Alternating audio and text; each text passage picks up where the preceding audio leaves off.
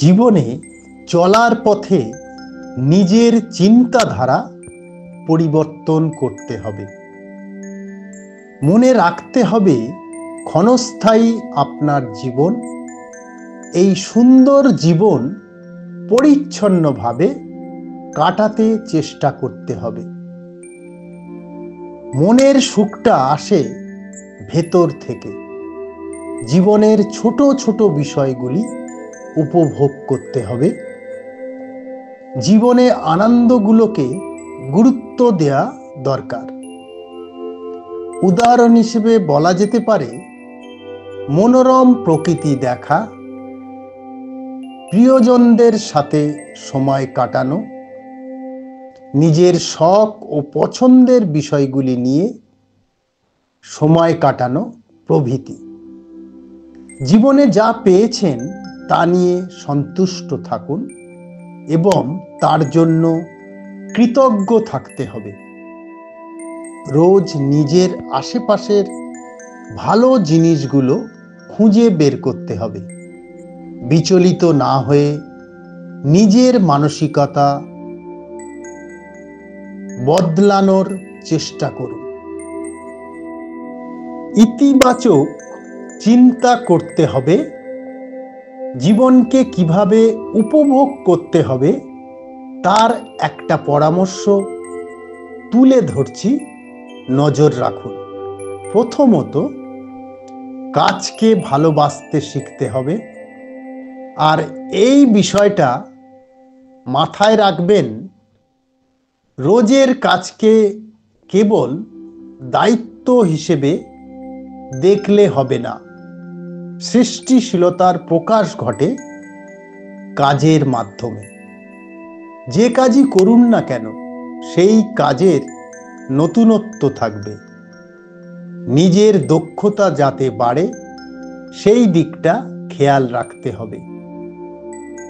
দ্বিতীয়ত, অতীতে কি হয়েছে তা ভুলে যেতে হবে। বর্তমানকে নিয়ে ভাবতে হবে। মূল কথা হলো, অতীতের ভুল অথবা ভবিষ্যতের দুশ্চিন্তা নিয়ে সময় নষ্ট করা উচিত নয়। আজকের দিনটা নিয়ে ভাবতে থাকুন। তৃতীয়ত, মানুষের সাথে ভালো সম্পর্ক তৈরি করতে হবে। মানুষ থেকে প্রতিদিন শিক্ষা পাবেন, যা আপনার জীবনে কাজে লাগবে। মানুষকে গুরুত্ব দিতে হবে। সব মানুষের ভালো দিক রয়েছে এমন নয়। ভালো দিকগুলো নেওয়ার চেষ্টা করতে হবে। চতুর্থত, নিজের স্বার্থ ছাড়াও অন্যের জন্য কিছু করার চেষ্টা করতে হবে। এটা আপনার আত্মতৃপ্তি এনে দেবে। নিজের আন্তরিক হাসিটা বজায় রাখুন।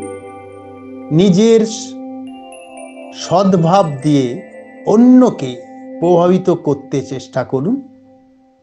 পঞ্চমত, জীবনে সমস্যা আসবে, তবে ইতিবাচকভাবে তা নিতে হবে। সমস্যা সমাধানের ক্ষেত্রে ধৈর্য ধরতে হবে। ঠান্ডা মাথায় সব কিছু মোকাবিলা করতে হবে। সমস্যাকে ভয় না পেয়ে তার মোকাবিলা করুন। তা থেকে শেখার সুযোগ হবে। মনে রাখবেন, প্রতিটি সমস্যা মোকাবিলার পর অনেকটাই আত্মবিশ্বাস বেড়ে যাবে। ষষ্ঠতম, কর্মক্ষেত্রে মানসিক চাপ এড়িয়ে চলতে হবে। কাজের সময় সঠিক পরিকল্পনা গ্রহণ করা দরকার। অপ্রয়োজনীয় দুশ্চিন্তা ও অহেতুক ঝামেলা এড়িয়ে চলতে হবে। আপনার মূল্যবান মতামত জানাবেন।